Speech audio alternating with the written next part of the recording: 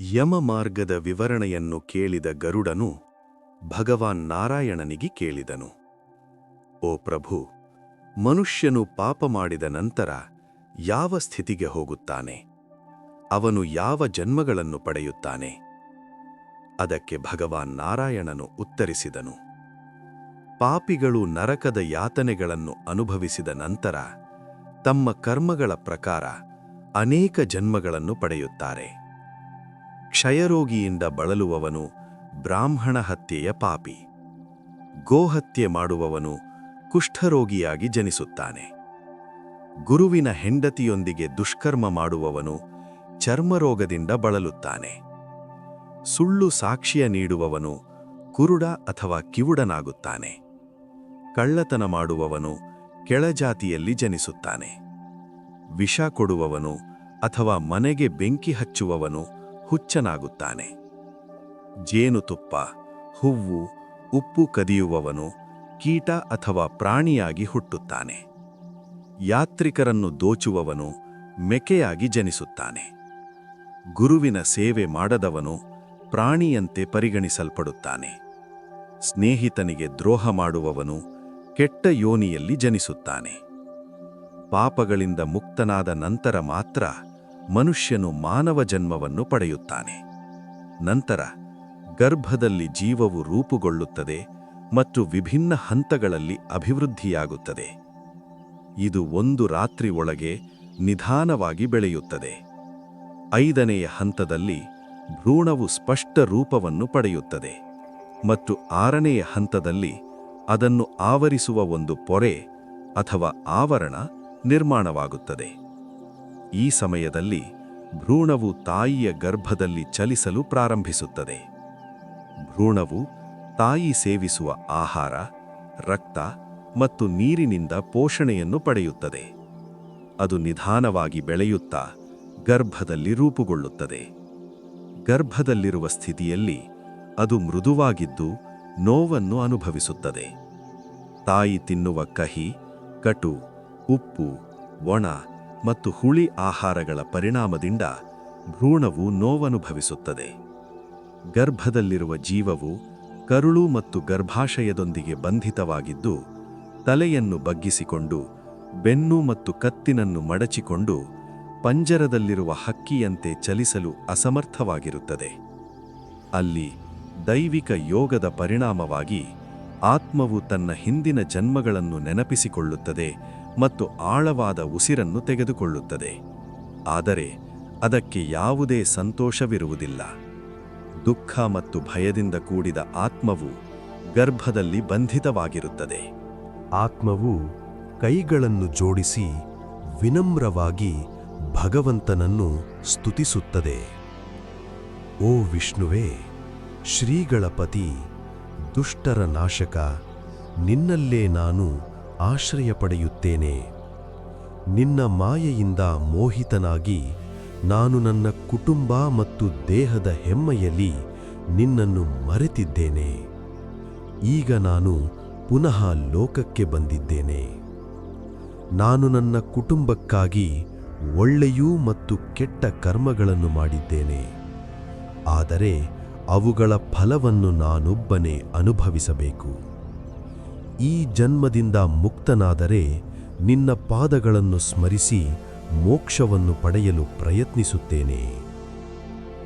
ಭಗವಾನ್ ನಾರಾಯಣನು ಗರುಡನಿಗೆ ಹೇಳಿದರು, ಓ ಗರುಡ, ಆತ್ಮವು ಈ ರೀತಿಯಾಗಿ 10 ತಿಂಗಳುಗಳ ಕಾಲ ಗರ್ಭದಲ್ಲಿ ಉಳಿದುಕೊಂಡು ನನ್ನನ್ನು ಸ್ತುತಿಸುತ್ತದೆ. ನಂತರ ಅದು ಜನನದ ಸಮಯದಲ್ಲಿ ಹೊರಬರುತ್ತದೆ. ಆದರೆ ಜನನವಾದ ಕೂಡಲೇ ಅದು ಈ ಎಲ್ಲವನ್ನು ಮರೆತು ಬಿಡುತ್ತದೆ. ಜನನದ ನಂತರ ಮನುಷ್ಯನು ಹಿಂದಿನ ಜ್ಞಾನವನ್ನು ಕಳೆದುಕೊಳ್ಳುತ್ತಾನೆ. ಮಗು ಅಶಕ್ತವಾಗಿದ್ದು ಮೂತ್ರ ಮತ್ತು ಮಲದಿಂದ ಅಶುದ್ಧವಾಗಿರುತ್ತದೆ. ನೋವು ಅನುಭವಿಸಿದಾಗ ಅದು ಅಳುವುದರ ಹೊರತಾಗಿ ಏನೂ ಮಾಡಲಾಗುವುದಿಲ್ಲ. ಬಾಲ್ಯದಲ್ಲಿ ದುಃಖವನ್ನು ಅನುಭವಿಸಿದ ನಂತರ ಮನುಷ್ಯನು ಹದಿಹರೆಯಕ್ಕೆ ಪ್ರವೇಶಿಸುತ್ತಾನೆ. ನಂತರ ಯೌವನದಲ್ಲಿ ಅವನು ವಿವಿಧ ಒಳ್ಳೆಯೂ ಮತ್ತು ಕೆಟ್ಟ ಕರ್ಮಗಳಲ್ಲಿ ತೊಡಗುತ್ತಾನೆ. ಕಾಮ, ಕ್ರೋಧ ಮತ್ತು ದುರಾಸೆಗಳ ಪ್ರಭಾವದಿಂದ ಅವನು ಪಾಪಗಳಲ್ಲಿ ಸಿಲುಕುತ್ತಾನೆ. ಇಂದ್ರಿಯಗಳ ಸುಖದಲ್ಲಿ ಮುಳುಗಿದ ಮನುಷ್ಯನು ತನ್ನ ನಿಜವಾದ ಸ್ವರೂಪವನ್ನು ಮರೆತುಬಿಡುತ್ತಾನೆ. ಮೀನು, ಜಿಂಕೆ, ಪತಂಗ ಮತ್ತು ಆನೆಗಳು ತಮ್ಮ ತಮ್ಮ ಇಂದ್ರಿಯಗಳ ಕಾರಣದಿಂದ ನಾಶವಾಗುವಂತೆ ಮನುಷ್ಯನೂ ಸಹ ಅನೇಕ ಪ್ರಲೋಭನೆಗಳಲ್ಲಿ ಸಿಲುಕುತ್ತಾನೆ. ತಾನು ಬಯಸಿದುದನ್ನು ಪಡೆಯದಾಗ ಅವನು ಕೋಪ ಮತ್ತು ದುರಾಸೆಯಿಂದ ಬಳಲುತ್ತಾನೆ. ಬಲಿಷ್ಠನ ವಿರುದ್ಧ ಹೋರಾಡುವವನು ತನ್ನನ್ನು ತಾನೇ ನಾಶಪಡಿಸಿಕೊಳ್ಳುತ್ತಾನೆ. ಮೂರ್ಖನು ಇಂದ್ರಿಯಗಳ ಶಕ್ತಿ ತನ್ನಿಗಿಂತ ಹೆಚ್ಚೆಂದು ಅರಿಯುವುದಿಲ್ಲ. ಆದ್ದರಿಂದ ಓ ಗರುಡ, ಮನುಷ್ಯನು ತನ್ನ ಮಾನವ ಜನ್ಮದ ಮಹತ್ವವನ್ನು ಅರಿಯಬೇಕು. ಇಂದ್ರಿಯಗಳನ್ನು ನಿಯಂತ್ರಿಸಿ ಧರ್ಮದ ಮಾರ್ಗದಲ್ಲಿ ನಡೆಯಬೇಕು. ಇಲ್ಲವಿದ್ದರೆ ಅವನು ಕರ್ಮಗಳ ಜಾಲದಲ್ಲಿ ಸಿಲುಕಿಕೊಂಡೇ ಇರುತ್ತಾನೆ.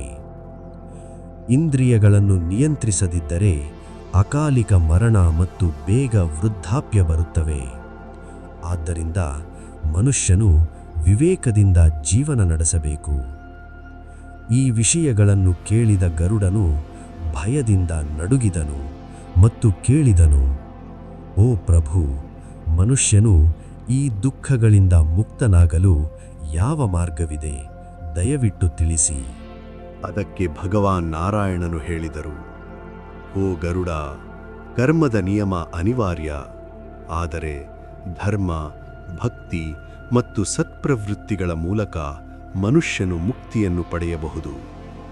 ಮಗನನ್ನು ಹೊಂದುವುದು ಧಾರ್ಮಿಕ ಜೀವನದಲ್ಲಿ ಪ್ರಮುಖವಾಗಿದೆ. ಮಗನಿಲ್ಲದವರು ದುಃಖ ಅನುಭವಿಸುತ್ತಾರೆ ಎಂದು ಹೇಳಲಾಗಿದೆ. ಆದ್ದರಿಂದ ಭಕ್ತಿ, ಪೂಜೆ ಮತ್ತು ಪವಿತ್ರ ಕಥೆಗಳನ್ನು ಕೇಳುವ ಮೂಲಕ ಮನುಷ್ಯನು ಸಂತಾನವನ್ನು ಪಡೆಯಲು ಪ್ರಯತ್ನಿಸಬೇಕು. ಒಬ್ಬ ಮಗನು ತನ್ನ ತಂದೆಯನ್ನು ಮರಣಾನಂತರದ ನರಕದಿಂದ ರಕ್ಷಿಸುತ್ತಾನೆ ಎಂದು ಹೇಳಲಾಗಿದೆ. ಆದ್ದರಿಂದ ಸದ್ಗುಣಿಷ್ಠ ಮಗನೊಬ್ಬನೇ ಇಡೀ ಕುಟುಂಬವನ್ನು ಉದ್ಧಾರ ಮಾಡಬಲ್ಲನು. ಒಂದು ಮಗನು ಎಲ್ಲಾ ಲೋಕಗಳನ್ನು ಗೆಲ್ಲಬಲ್ಲನೆಂಬುದು ಪ್ರಾಚೀನ ಸಂಪ್ರದಾಯ. ತನ್ನ ಮಗನ ಮುಖವನ್ನು ನೋಡುವ ಮೂಲಕ ತಂದೆ ತನ್ನ ಪಿತೃಋಣದಿಂದ ಮುಕ್ತನಾಗುತ್ತಾನೆ. ಮೊಮ್ಮಗನ ಮುಖವನ್ನು ನೋಡುವ ಮೂಲಕ ಅವನು ಇತರ ಋಣಗಳಿಂದಲೂ ಮುಕ್ತನಾಗುತ್ತಾನೆ. ಮೊಮ್ಮಗನ ಮುಖವನ್ನು ನೋಡುವುದರಿಂದ ಮನುಷ್ಯನು ಸ್ವರ್ಗವನ್ನು ಪಡೆಯುತ್ತಾನೆ ಮತ್ತು ಯಮರಾಜನ ಬಂಧನಗಳಿಂದ ಬಿಡುಗಡೆ ಹೊಂದುತ್ತಾನೆ ಎಂದು ಹೇಳಲಾಗಿದೆ. ಸದ್ಗುಣಿಷ್ಠ ದಂಪತಿಯ ಉಕ್ಕೂಟದಿಂದ ಜನಿಸಿದ ಮಗು ಪೂರ್ವಜರನ್ನು ಸ್ವರ್ಗಕ್ಕೆ ಕೊಂಡೊಯ್ಯುತ್ತದೆ. ಮಗನು ಶ್ರಾದ್ದವನ್ನು ಮಾಡಿದಾಗ ಮಾತ್ರ ತಂದೆಗೆ ಸ್ವರ್ಗಲಾಭ ಸಾಧ್ಯವೆಂದು ಹೇಳಲಾಗಿದೆ. ಈ ದೃಷ್ಟಿಯಿಂದ ಒಂದು ಕಥೆಯನ್ನು ಕೇಳಿ. ತ್ರೇತಾಯುಗದಲ್ಲಿ ಮಹೋದಯಪುರ ಎಂಬ ಸುಂದರ ನಗರದಲ್ಲಿ ಬಬ್ರುವಾಹನ ಎಂಬ ಧರ್ಮಿಷ್ಠ ಮತ್ತು ಪರಾಕ್ರಮಿ ರಾಜನು ವಾಸಿಸುತ್ತಿದ್ದ. ಅವನು ಯಜ್ಞಗಳನ್ನು ನೆರವೇರಿಸಿ ದಾನಗಳನ್ನು ನೀಡುತ್ತಿದ್ದ ಮತ್ತು ಲಕ್ಷ್ಮೀದೇವಿಯ ಭಕ್ತನಾಗಿದ್ದ. ಬ್ರಾಹ್ಮಣರನ್ನು ಗೌರವಿಸುತ್ತಿದ್ದ ಮತ್ತು ತನ್ನ ಪ್ರಜೆಯನ್ನು ತನ್ನ ಮಕ್ಕಳಂತೆ ನೋಡಿಕೊಳ್ಳುತ್ತಿದ್ದ. ಒಮ್ಮೆ ರಾಜನು ತನ್ನ ಸೈನ್ಯದೊಂದಿಗೆ ಬೇಟೆಗೆ ಹೋಗಿ ದಟ್ಟವಾದ ಕಾಡನ್ನು ಪ್ರವೇಶಿಸಿದನು. ಅಲ್ಲಿ ವಿವಿಧ ಮರಗಳು ಮತ್ತು ಪಕ್ಷಿಗಳ ಕೂಗಿನಿಂದ ಕಾಡು ಸೊಬಗೊಂಡಿತ್ತು. ದೂರದಲ್ಲಿ ಒಂದು ಜಿಂಕೆಯನ್ನು ಕಂಡು ತೀಕ್ಷ್ಣ ಬಾಣದಿಂದ ಅದನ್ನು ಹೊಡೆದನು. ಜಿಂಕೆ ಗಾಯವಾಗಿ ಓಡಿತು.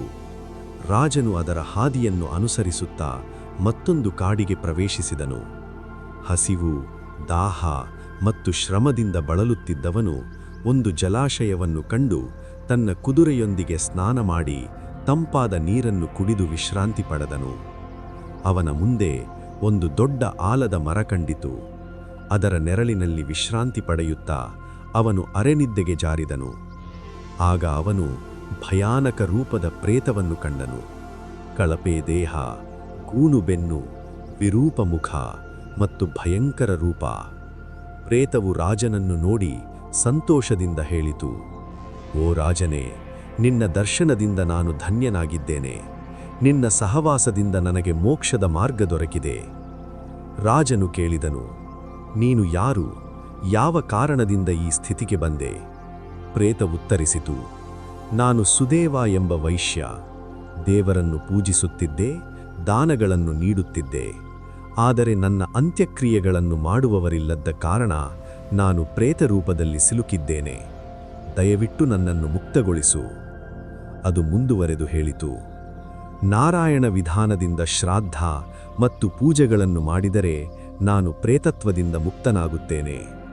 ಪ್ರೇತವು ಪೂಜೆಯ ವಿಧಾನವನ್ನು ವಿವರಿಸಿತು.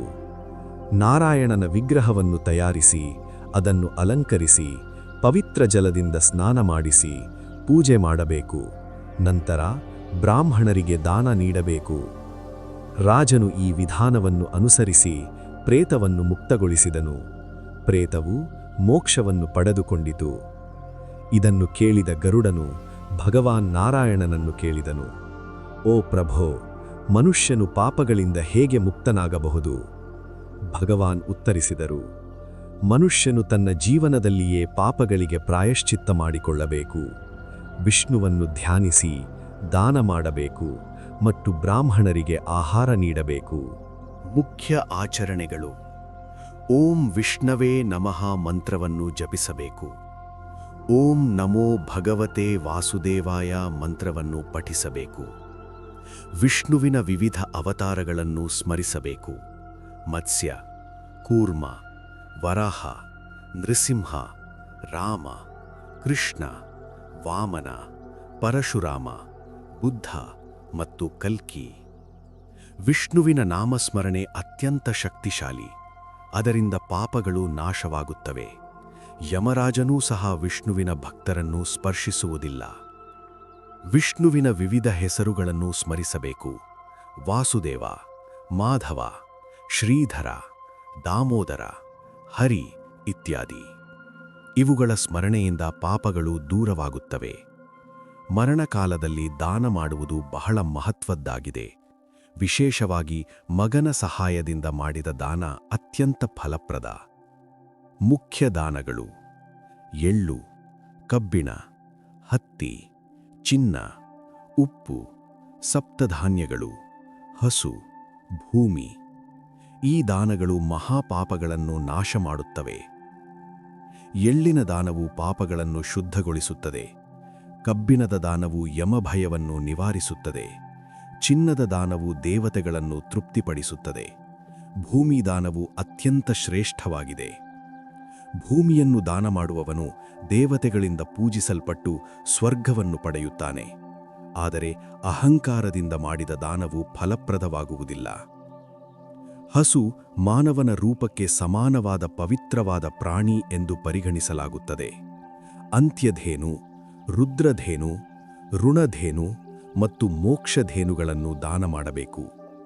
ಈ ರೀತಿಯ ದಾನದಿಂದ ಒಬ್ಬ ವ್ಯಕ್ತಿ ಎಲ್ಲಾ ಪಾಪಗಳಿಂದ ಮುಕ್ತನಾಗುತ್ತಾನೆ. ನಮ್ಮ ಜೀವನದ ವಿವಿಧ ಹಂತಗಳಲ್ಲಿ ಮಾಡಿದ ಪಾಪಗಳು ಹಸುವನ್ನು ದಾನ ಮಾಡುವುದರಿಂದ ನಾಶವಾಗುತ್ತವೆ. ಆಲೋಚನೆ, ಮಾತು ಮತ್ತು ಕ್ರಿಯೆಗಳ ಮೂಲಕ ಕಾಲಕಾಲಕ್ಕೆ ಮಾಡಿದ ಪಾಪಗಳು ಬ್ರಾಹ್ಮಣನಿಗೆ ಹಸುವನ್ನು ದಾನ ಮಾಡುವುದರಿಂದ ನಿವಾರಣೆಯಾಗುತ್ತವೆ. ಆದ್ದರಿಂದ ಒಬ್ಬನು ಸಾವಿಗೆ ಮೊದಲು ಹಸುವನ್ನು ದಾನ ಮಾಡುವುದು ಒಳ್ಳೆಯದು.